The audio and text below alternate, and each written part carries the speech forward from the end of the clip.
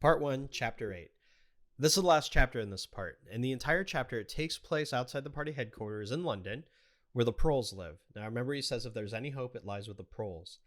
He wants to find something or someone that has some connection or memory of the past before the party took over. Anyways, he's walking. There's a rocket flying overhead. Some guy screams out, "Steamer." That's what that means. He gets pushed out of the way. The rocket blows up two houses. As Winston gets up, he sees a hand and he kicks it into the gutter. Anyways, he turns the corner, he keeps walking, he sees this old guy going into a pub. And so he decides to follow this guy and ask him a few questions because he looks old enough to have lived before the party took over.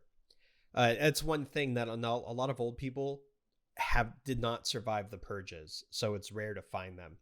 Anyway, he walks into this pub, he's got his blue overalls on, so he really sticks out, but people just wind up going on their business anyway.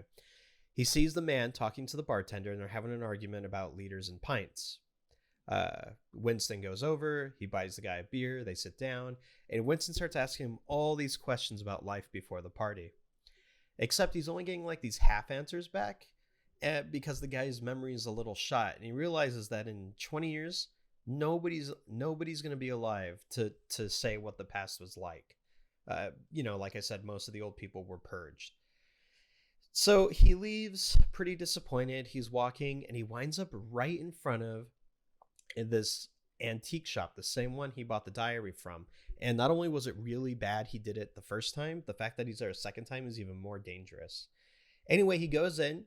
The owner, Mr. Charrington, remembers him, and he winds up selling him this paperweight. It's like this glass ball. There's a pink coral inside it, and it's totally useless. They say the kind of useless item the party would never make, right? So Mr. Carrington's talking to him. He shows him a room upstairs, and Winston notices right away that in this room upstairs, there is no telescreen. Instead, there's a painting of this church called St. Clement's. Reminds Mr. Carrington of a rhyme. Winston wants to learn more about the rhyme just because it's a connection to that past. Anyway, Mr. Carrington says that he and his wife used to live there, but when she died, he hasn't stayed there at all. So he says he can rent it out. So Winston kind of thinks about this.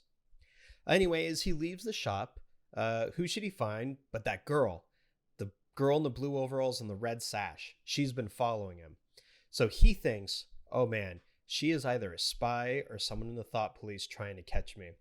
And so as he sees her run off, he's thinking about grabbing a cobblestone or a brick and just beating her to death.